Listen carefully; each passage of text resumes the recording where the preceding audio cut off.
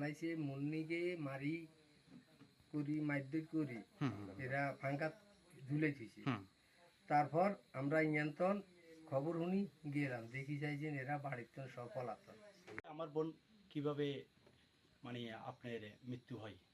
এতদিন আমার বোনের কোনো মৃত্যু হয় নাই, এখন আমার বোনের মৃত্যুটা কিভাবে? আপনার দাবি কি এখন? তারা আমাদের দাবি হয়েছে এখন বর্তমানে আমরা আইনগত বিচার চাই, তাদের শাস্তি চাই। আপনাদের কথা হচ্ছে আশেপাশের মানুষজন আপনাদেরকে বলছে যে আপনার বোনকে হত্যা করছে।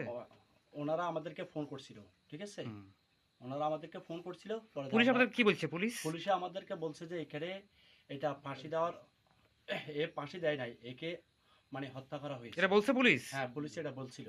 তা আমরা তো এই ব্যাপারটা আমরা জানি না, আমাদের পাশের অন্য লোকে আমাদেরকে বলছিল ফোন করে, তখন আমরা এখান থেকে বিশ্বাস করতে পারি না। তারপর আমরা গেছি ওইখানে, যাওয়ার পরে দেখলাম যে আসলে বাস্তবতা এটাই, ওরা বাড়িতে সব পলাতক।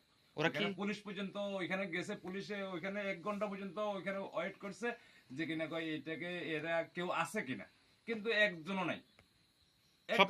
এখন ওইখানে পুলিশ এটাও বলছে যে কিনা কয় এটা তো মরে না, এটাকে তো মারা হয়েছে।